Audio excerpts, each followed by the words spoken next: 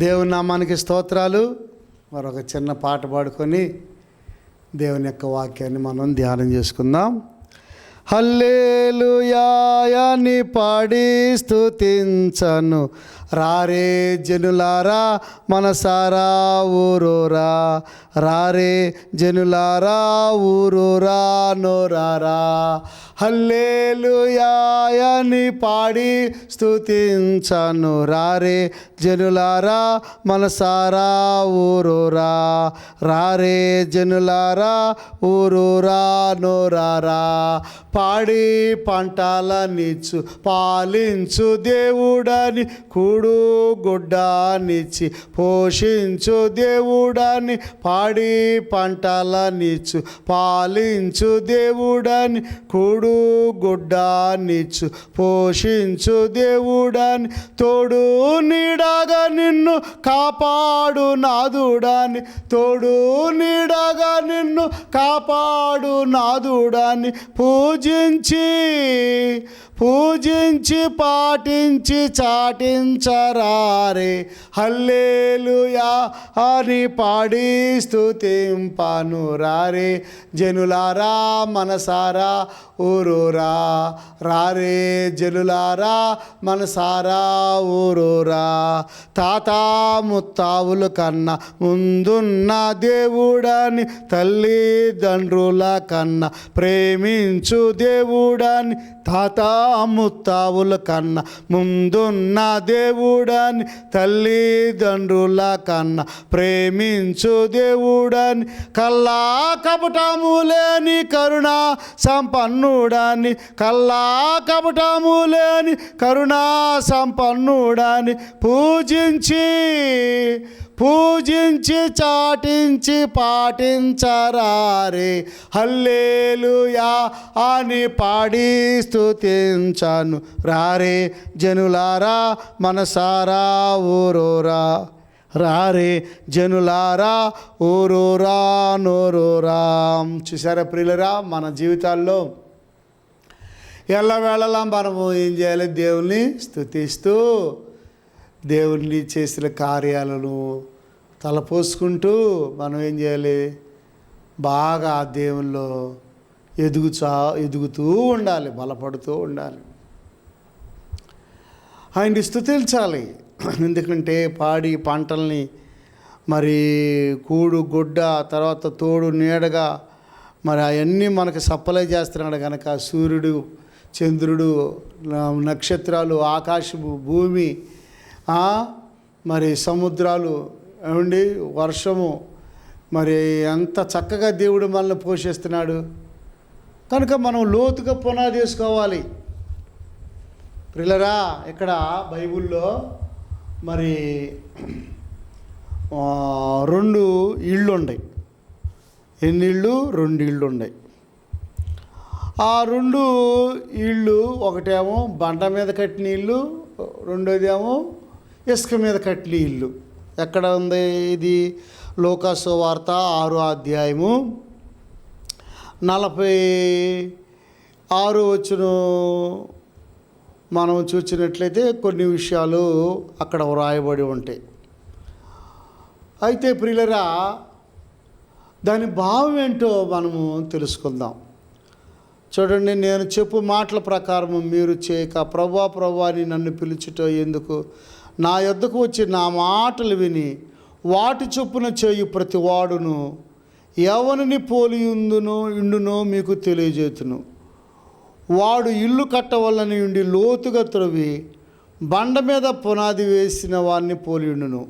వరద వచ్చి ప్రవాహము ఆ ఇంటి మీద ఒడిగా కొట్టినను అది బాగుగా కట్టబడినందున దాన్ని కదిలింపలేకపోయాను.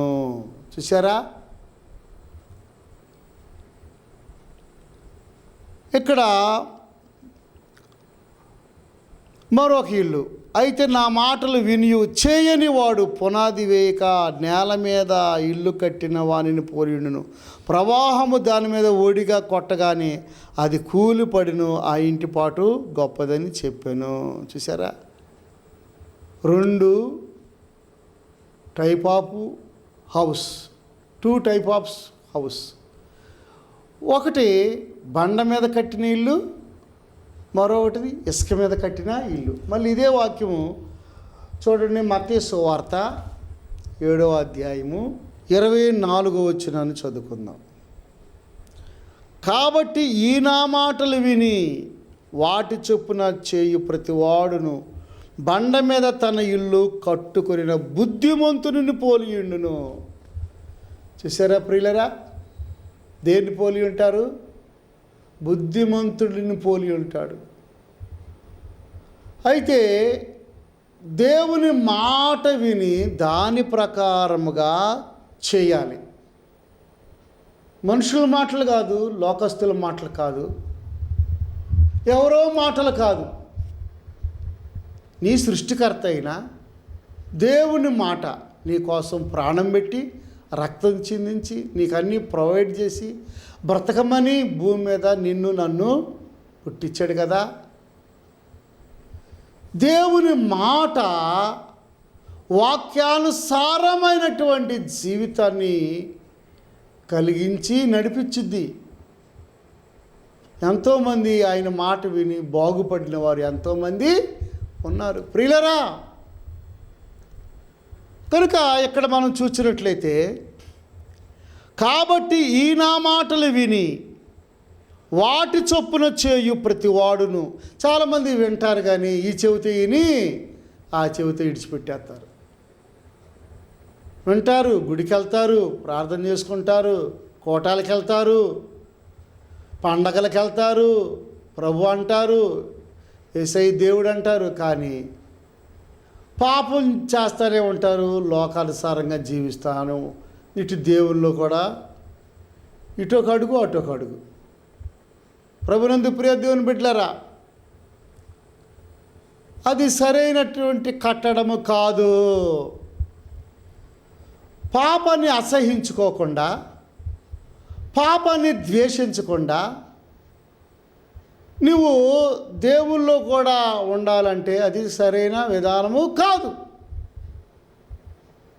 పాపాన్ని ద్వేషించాలి, లోకాన్ని ద్వేషించాలి, అదే సమయంలో దేవుని వాక్యాన్ని ప్రేమించి దేవుల్లో ఎదగాలి, దేవుని మాటకు లోబడాలి. చూడండి ప్రియులరా, నా మాటలు విని వాటి చొప్పున చేయు ప్రతివాడును బండ మీద తన ఇల్లు కట్టుకొనిన బుద్ధిమంతుని పోలియుండును. మత్తయి సువార్త 7వ అధ్యాయము 24వ వచనం. బండ మీద తన ఇల్లు కట్టుకొనిన బుద్ధిమంతుని పోలియుండును. స్ట్రాంగ్గా పునాది వేసుకున్న వాడు బుద్ధిమంతుడిని పోలి ఉంటాడు. ప్రభునందు ప్రియ దేవుని పిల్లరా, పునాది వేసుకోవాలంటే లోతుగా త్రవ్వాలి కదా. లోతుగా తవ్వటం అంటే ఏంటి? దాని అర్థం లోతుగా మన పాపాలు ఒప్పుకొని పశ్చాత్తాపడాలి, అది దాని అర్థం. ప్రభునందు ప్రియ దేవుని పిల్లరా, పై పునాది వేసుకుంటే పడిపోతాం, జారిపోతాం, ఒరిగిపోతాం. వరదలు వస్తే, తుఫాన్లు వస్తే ఏమవుతాము? జారిపోతాం, కురింగిపోతాం, ఫెయిల్ అయిపోతాం. కనుక స్టాండర్డ్గా మరి ఇంజనీరు ఏం చేస్తాడు? గట్టిగా పునాది వేస్తాడు. ఏనుగు పాదాలు అంటాడే, అట్లాగా భూమి బాగుగా తవ్వి పునాది గట్టిగా వేసుకోవాలి. అంటే పాపాలు ఒప్పుకొని పశ్చాత్తాపడి క్షమాపణ అడుక్కుంటా, ఏమండి సరి చేసుకుంటా బాగా దిద్దుకుంటే అప్పుడు మంచి పునాది వేసుకున్నట్టు లెక్క. ఏదో పైన ఒప్పుకొని ఏదో నమ్మి బాప్తిసం పొందితే వాళ్ళు నిలబడలేరు, పడిపోతారు. శోధనలు వస్తాయి, సమస్యలు వస్తాయి, వాళ్ళు జారిపోతారు, వెనక్కి వెళ్ళిపోతారు. కనుక మనం ఏ పునాది కలిగి ఉన్నాం? చూడండి, వాన కురిసెను, వరదలు వచ్చెను, గాలి విసిరి ఆ ఇంటి మీద కొట్టెను, కానీ దాని పునాది బండ మీద వేయబడిన కనుక అది పడలేదు. దాని పునాది బండ మీద వేయబడిన గనక అది పడలేదు. అంటే విశ్వాసంలో స్ట్రాంగ్గా ఉన్నాడు. ఏమండి, మంచి భక్తి, మంచి ప్రార్థనా జీవితము, ఏమండి, నమ్మకమైన వ్యక్తి. చూసారా ప్రియులరా, పునాది మంచిగా వేసుకున్నాడు. ప్రభునందు ప్రియ దేవుని పిల్లరా, పాపాలు ఒప్పుకున్నాడు, పశ్చాత్తాపడ్డాడు, క్షమాపణ అడిగాడు, సరి చేసుకున్నాడు, స్వరం విన్నాడు, ఏమండి, దర్శనం వచ్చింది. అలాగనే వాక్యాన్ని బాగా అనుభవపూర్వకంగా చక్కగా చదువుకుంటూ ముందుకు సాగుతున్నాడు. కనుక పునాది గట్టిగా ఉంది. కనుక శ్రమలు వచ్చినా, కష్టాలు వచ్చినా, వరదలంటే శ్రమలు, తుఫాన్లు అంటే ఏమండి, గాలి, తుఫాను, ఇవన్నిటికీ అర్థాలు ఉన్నాయి. వాన కురిసెను, వరదలు వచ్చెను, గాలి విసిరి ఆ ఇంటి మీద కొట్టిన కానీ దాని పునాది బండ మీద వేయబడిన కనుక అది పడలేదు. క్రీస్తునే బండ మీద మనము పునాది వేసుకోవాలి. క్రీస్తునే బండ. ఓ సహోదరుడా, ఓ సహోదరి, నీ ఆత్మీయ జీవితాన్ని నీవు ఎలాగునా కట్టుకొనుచున్నావు? క్రీస్తు అనే బండ మీద కట్టుకొనుచున్నావా? వాక్యం మీద, ఏమండి, లేఖనాల మీద నీవు కట్టుకొనుచున్నావా? ప్రభునందు ప్రియ దేవుని పిల్లరా, మరొక పునాది ఉంది, అది కూడా చదువుకుందాం. ఒకటేమో బండ మీద కట్టబడిన పునాది. ఇది నిజ క్రైస్తవుడికి, ఆత్మ సంబంధమైన క్రైస్తవుడికి సాదృశ్యముగా ఉన్నది. మంచి విశ్వాసికి సాదృశ్యముగా ఉన్నది. రెండో పునాది చూద్దాం. చూడండి, మరియు ఈ నా మాటలు విని వాటి చొప్పున చేయని ప్రతివాడు ఇసుక మీద తన ఇల్లు కట్టుకొని నా బుద్ధిహీనుని పోలియుండును. చూడండి ప్రియులరా, యేసుప్రభువు వారు ఎంత చక్కగా వివరించి చెబుతున్నారు. నిజ క్రైస్తవుడు వేరు, నామకార్థపు క్రైస్తవుడు వేరు. బండ మీద పునాది వేరు, ఇసుక మీద పునాది వేరు. చాలామంది నామకార్థపు క్రైస్తవులుగా ఉంటారు. అలా ఉండకూడదు. ఎందుకు ఉంటున్నారంటే వాళ్ళు దేవుని మాటలు వింటారు కానీ వడ్డీ వ్యాపారం మావులే, అబద్ధాలు మావులే, అన్యాచారాలు మావులే, దొంగతనం మావులే, అబద్ధాలు, ఏమండి, కొట్టుకుంటారు, తిట్టుకుంటారు, పోట్లాటలో. ప్రభునందు ప్రియ దేవుని పిల్లరా, నిరీక్షణ ఉన్నదో, పరలోకం అని దాని మీద ఆశలు ఉండవు. ఏదో వస్తారు వెళతారు, వస్తారు వెళతారు. ఇలాంటి వారిని దేవుడు అంటున్నాడు, బుద్ధిహీనుని పోలి ఉంటాడు. బుద్ధిహీనుడును. ప్రియులరా, నువ్వు బుద్ధిమంతుడువా, బుద్ధిహీనుడువా? బుద్ధి కలిగిన కన్యకవా, బుద్ధి లేని కన్యకవా? ఆలోచించుకో. ఈ మాటలు ప్రియులరా హృదయపూర్వకంగా నీవు గైకోను ఆలోచించుకో. నీకోసమే దేవుడు నీతో మాట్లాడుతున్నాడు. చూడండి, పైన వేసుకున్నాడు పునాది వేసుకున్నాడు. ఒప్పుకోలేదు, పశ్చాత్తాపడలేదు, క్షమాపణ అడుక్కోలేదు. ఏమండి, పునాది లోతుగా తవ్వలేదు, లోతైన అనుభవం లేదు. ఎక్కడ ముళ్ళకంచి అక్కడే ఉంది, ఎక్కడ మురికి అక్కడే ఉంది, ఎక్కడ గుంటలు అక్కడే ఉండే, ఎక్కడ మచ్చలు అక్కడే ఉండే, ఎక్కడ పుళ్ళు అక్కడే ఉండే. ఒత్తబడలేదు, పిండబడలేదు, ఏమండి, సరిచేయబడలేదు, గాయాలు అట్లాగే ఉండే. ఏమండి, వాటి మీద పై కట్లు వేసుకున్నాడు. పై భక్తి, పై విధానం. నేను సంఘ పెద్దను అంటాడు, తాగి వస్తారు. ఏమండి, అన్యాచారాలు మావులే, ఏలం పాటలు మావులే. ఒకటోసారి, రెండోసారి, మూడోసారి. డబ్బు దగ్గర అపనమ్మకస్తులు.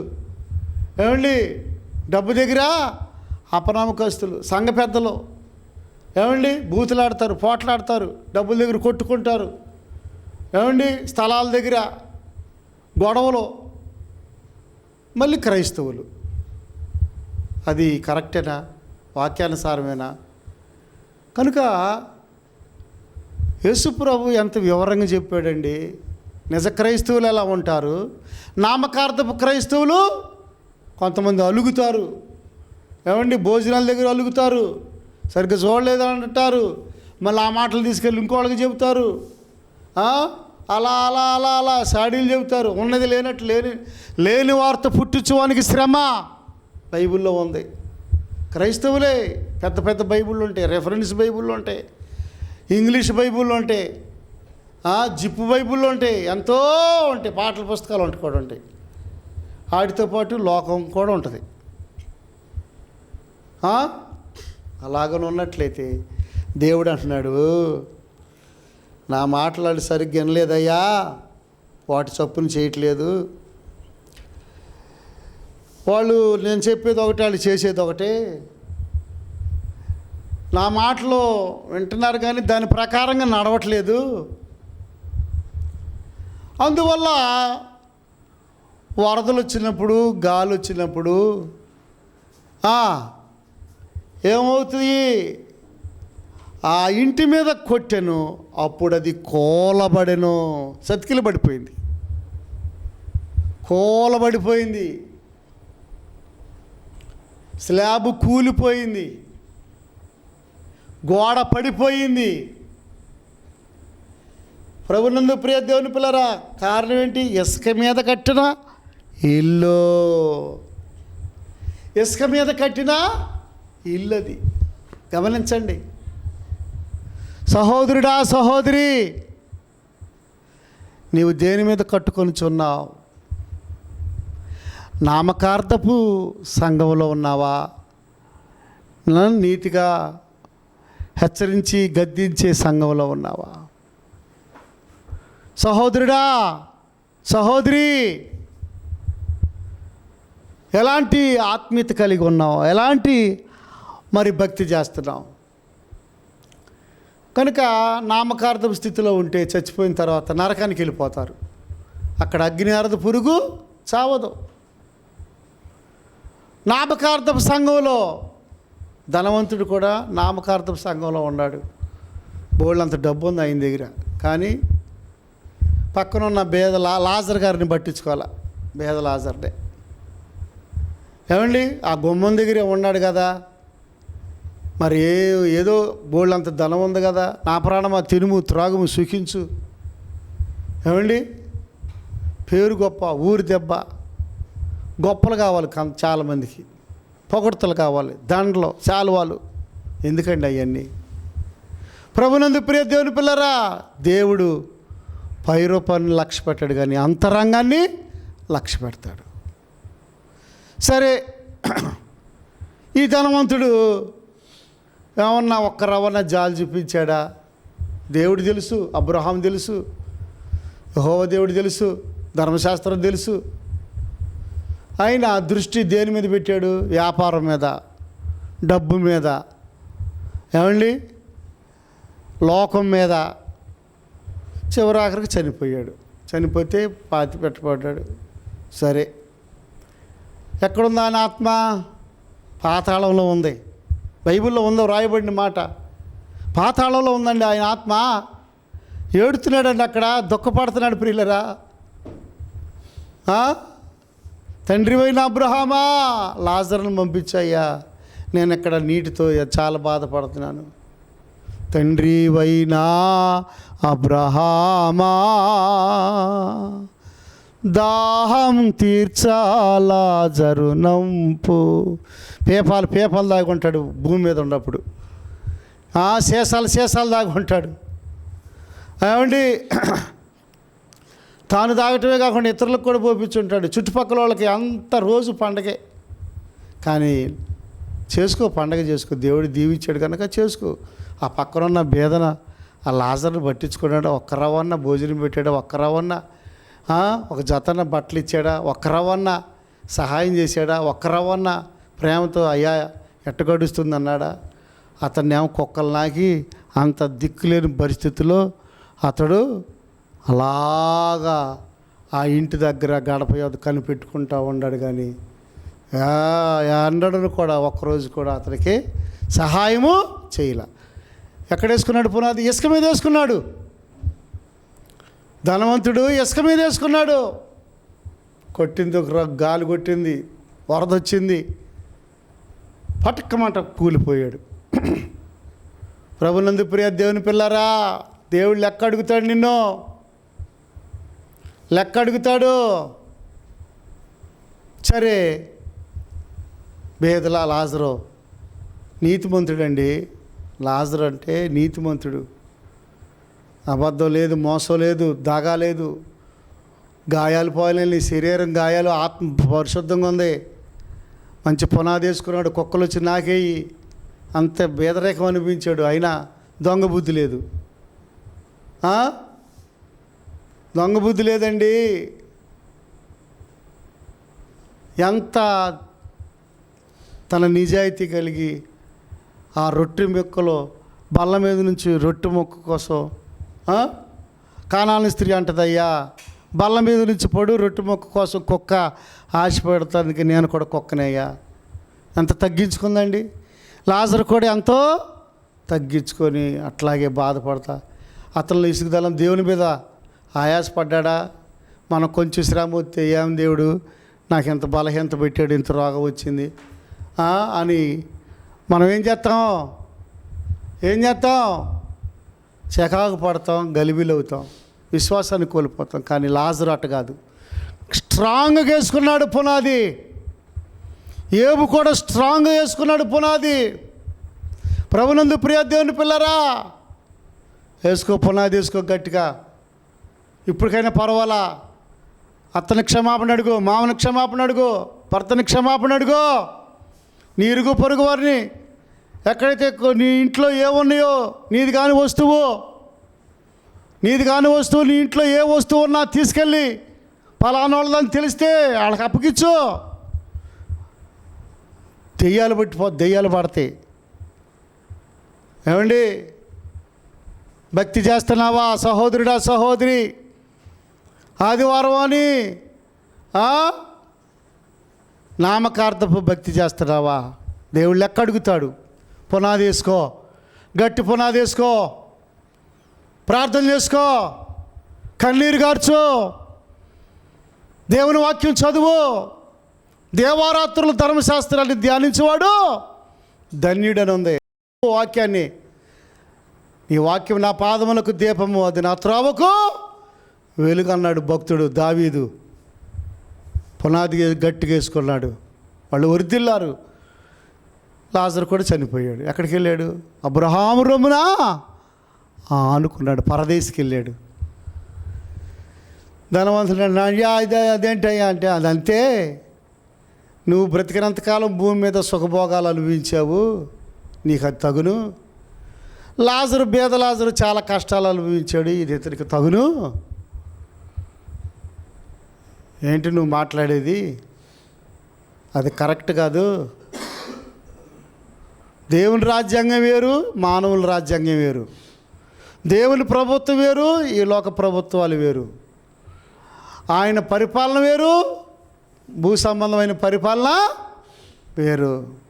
దేవుడు లెక్క అడుగుతాడు. సహోదరుడా, ఈ భూమి అయింది, నీది కాదు. ఈ భూమి పన్ను కడితే కట్టు. ప్రభుత్వంలో భూమి మీద ఉంటున్నాం కనుక, ప్రభుత్వాలు ఉంటున్నాయి కనుక చక్కగా ట్యాక్స్ కట్టు, పన్ను కట్టు, లైసెన్స్ తీసుకో, కరెక్ట్గా ఉండు, ఎక్కడ తేడా రాకుండా. ఇంటి పన్ను ఎగ్గొట్ట మాకు. ప్రభునందు ప్రియ దేవుని పిల్లరా, చాలామంది ఈ రోజుల్లో 18 సంవత్సరాలు ఎండకుండా చిన్న వయసు కలిగిన పిల్లలకి పెళ్ళిళ్ళు చేస్తున్నారు తల్లిదండ్రులు. ఎంత తప్పండి? ఏమండి, 14 సంవత్సరాలకి 15 సంవత్సరాలకి. సహోదరుడా, సహోదరి, భక్తి చేస్తున్నామని తప్పులు చేస్తే దేవుడు క్షమించడు. కనుక దేవుని మాట ప్రకారంగా నీవు నడుచుకుంటే నువ్వు బండ మీద కట్టబడిన పునాదిని, బుద్ధిమంతుని పోలి ఉంటావు. కష్టాలు వచ్చినా, ఇరుకులు వచ్చినా, ఇబ్బందులు వచ్చినా ఏం కాదు, హాయిగా ఉంటావు, కూలిపోదు. కనుక ఇసుక మీద కట్టుకున్న ఇల్లు కూడా ఉంది. నామకార్థపు క్రైస్తవులు. ఏమండి, ఏ క్రైస్తవులు? పోట్లాట క్రైస్తవులు. పునాది వేసుకోవాలా, క్షమాపణ అడుక్కోవాలా, ఎక్కడ పెట్టుకున్నారు. శ్రమలు వచ్చినాయి, కష్టాలు వచ్చినాయి, శోధనలు వచ్చినాయి, కూలిపోయింది. ధనవంతుడు కూలిపోయాడు.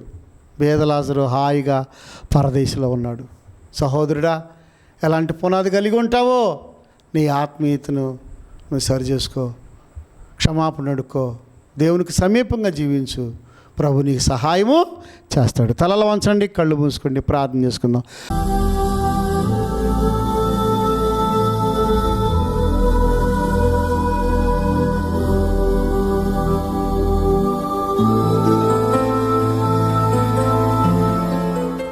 ఓ పరిశుద్ధుడైన తండ్రి, ప్రేమ కలిగిన నాయన, 2 పునాదులు ప్రభా, బండ మీద కట్టిన ఇల్లు, ఇసుక మీద కట్టిన ఇల్లు, 2 పునాదులు, వాటి యొక్క పర్యవసానం, వాటి యొక్క స్థితిగతులు మీరు మాకు బోధించారు ప్రభా. బేదలాజరు గురించి, ధనవంతుడి గురించి కూడా మీరు బోధించారు. ఆ వాక్యాలు విని చక్కగా మేము నేర్చుకొని ఈ చెవితో విడిచిపెట్టక ప్రభువా, అయ్యో భయభక్తులతో నేను వెంబడించే భాగ్యము మాకు దయచేయండి. సరి చేసుకునే భాగ్యం ఇప్పటికైనా ఇంకా సమయం ఉంది నాయన, సమయం ఇంకా ఉంది నాయన.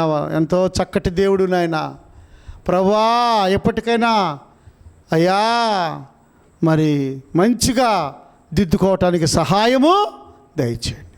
మీ నామానికి మహిమ తెచ్చుకో, వాక్యానికి ముద్ర వేయమని, ఫలింపు చేయమని యేసు నామములో అడుగుచున్నాము తండ్రి, ఆమేన్. తండ్రి ప్రేమ, కుమారుని కృప, పరిశుద్ధాత్మ సహాయం కూడిన మనకు సకల పరిశుద్ధులకు సదాకాలము తోడయుండును గాక.